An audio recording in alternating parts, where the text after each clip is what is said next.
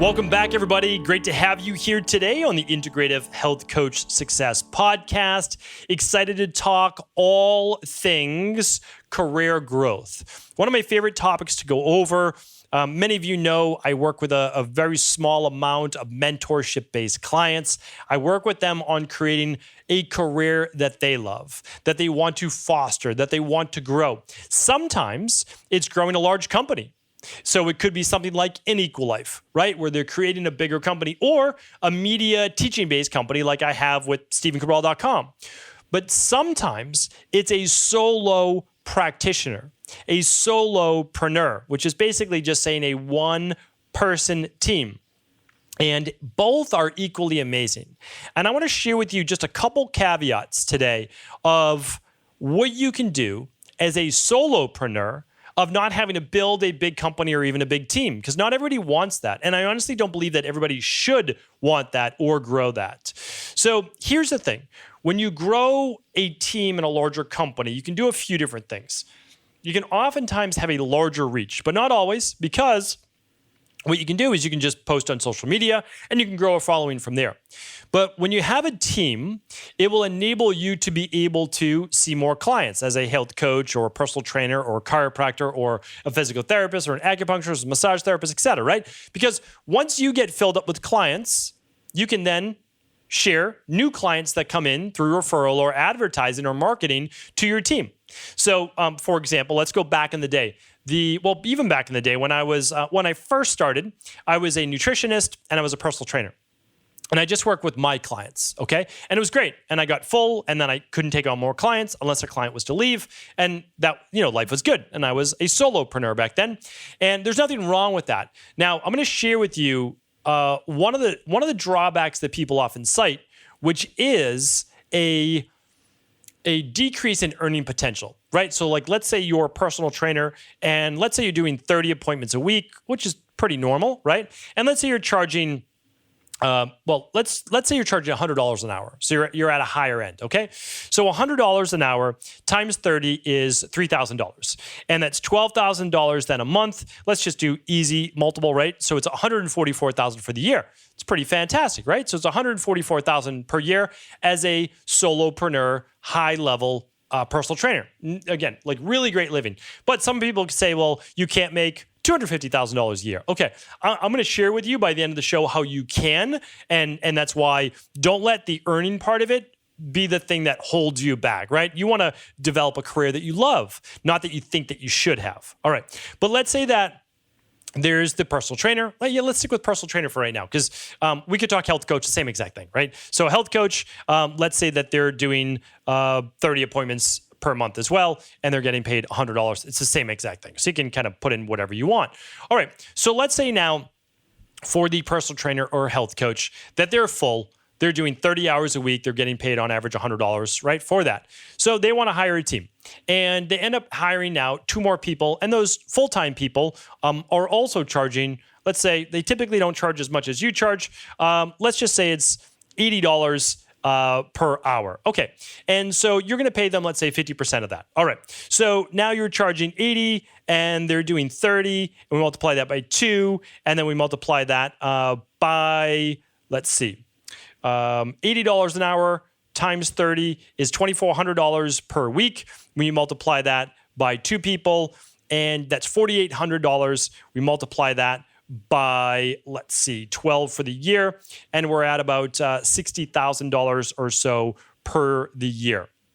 So what we want to look at in this scenario is how much would you actually make from that? And I think that that's important to look at, because for the most part, and again, when I look, I just want to check that math, 80 times 30 hours a week times, we're going to do 2, and then we have to multiply that, yes, by 4 weeks, and then times 12. Okay, that makes much more sense. It's $230,000 for the year now your business has brought in. So that's about $115,000 per team member. Now, if you pay your team member 50% of that, right, you then will keep, we'll just multiply that by $115,000. So you went from your 144, 150, to $260,000 a year. Okay. So now you've increased your income per year to $260,000. You made 50% of what your people were charging, right? Which is $80 on your team, and you made 50%. That's fairly normal. Okay. So let's look at it this way though. By developing your team, though, you have more overhead costs. You're most likely going to have someone maybe scheduling now for the company. You have a payroll-based company. You might have to have more of your time go to management, right, and overseeing, and that's less for appointment time. So your appointment times may go down.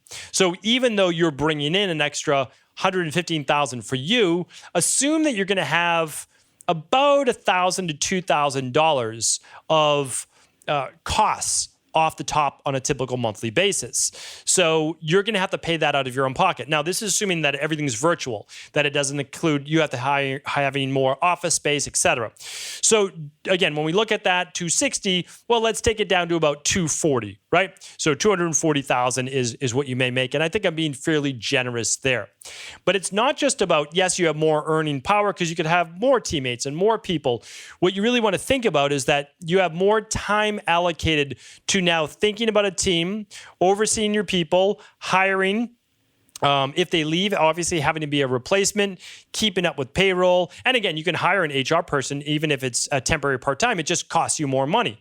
And so some people love the route, though, of being able to reach more and more people. Because remember, if you can see 30 people a week, well, now with your team, you can see 90 people a week, right? So you're seeing obviously more people, 30 with you, 30 with another practitioner, 30 with another practitioner, and you're making 50% of what you bring in for the business from your other people. So that's fairly standard. There's nothing wrong with that, and it works great. And that's always how basically I've built out my health coaching, personal training, nutrition, functional medicine, massage-based businesses.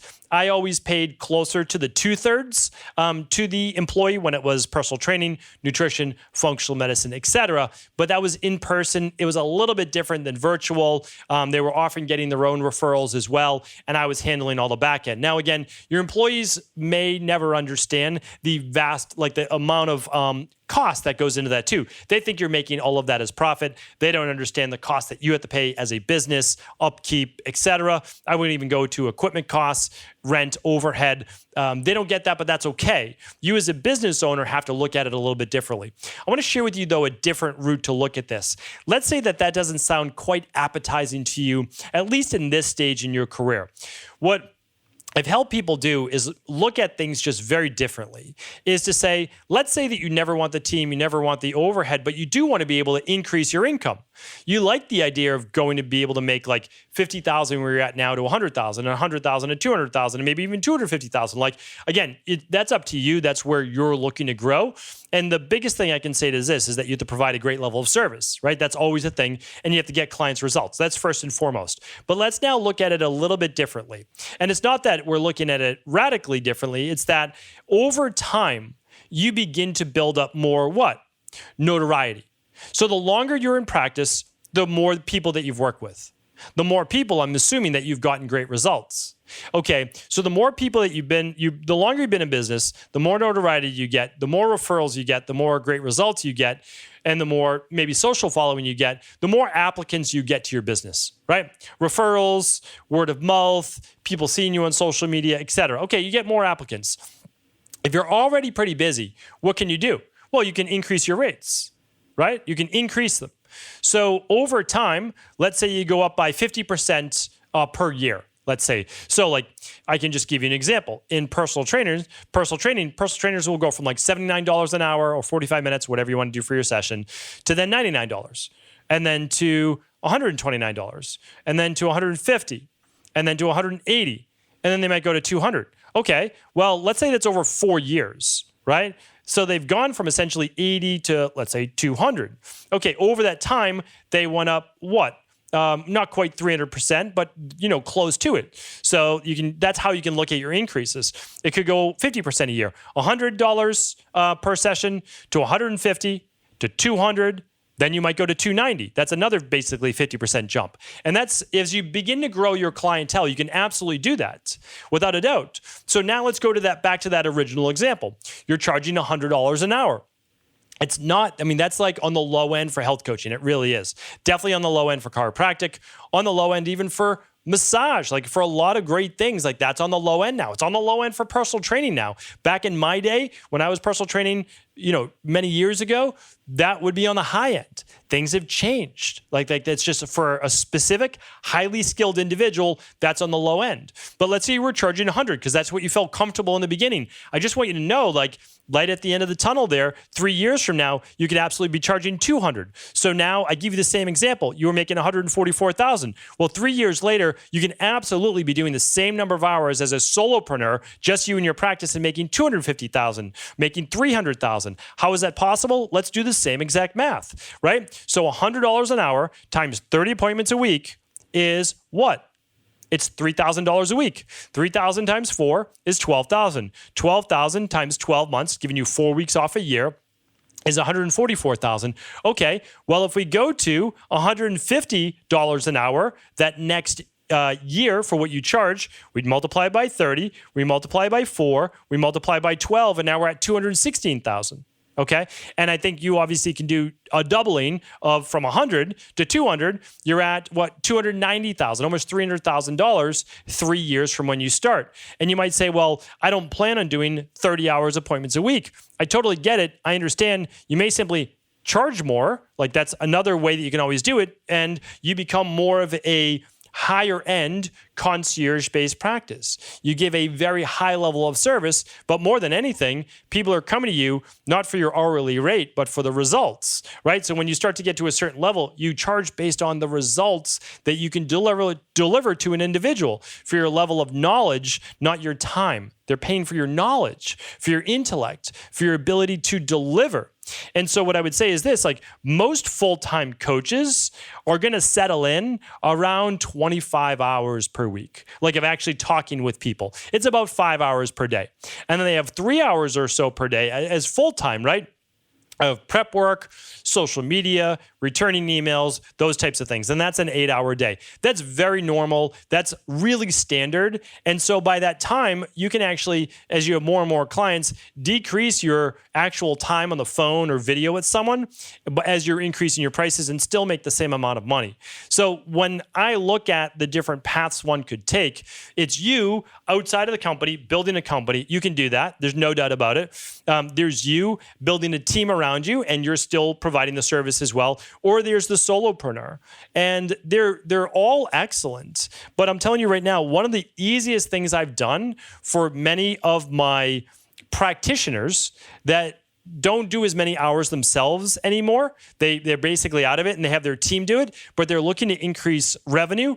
It's so incremental by hiring more team members, right? Because you hire more people and ultimately you're making a little bit less with each person you hire because it's more bandwidth, it's more costs associated with it. But also what I want to share with them is this, like you don't have to do this if you've been doing it for 20 years and you don't want to do 25 hours a week. I get it. You can have a great team around you. But let's say you did 1 hour a day and it was like a premium service and you charge $500 for that consultation, which many coaches do, $490 or $500, where you're working with them and they can meet with your team after that. You have to understand is if you just only do, let's say you did 1 a day, it's $2,500 a week. And so you can be making what? $10,000 a month and $120,000 a year for your premium consultation because probably a lot of clients still wanted to work with you. And what would that do? Well, it would allow you to stay in the practitioner game, doing what you love, helping people, kind of leading from the front. And also, it's probably one of the best ways for you to add almost 100% profit because you're the one doing it. And so there's just different ways of looking at this. And I want practitioners just to keep their mind open. At the end of the day, though, the goal is to simply make sure that you're providing a high level of service, not just raising your rates, provide a high level of service, doing what you love, serving those people that you love to work with and getting them results. So you always focus on that first, you worry about all the other things after. But like once you're delivering what you promise, then you can continue to build and expand your business. Hopefully this was helpful. Thanks so much everybody for tuning in. Always let us know if there's any comments, any questions below. We'll talk with you soon. Take care.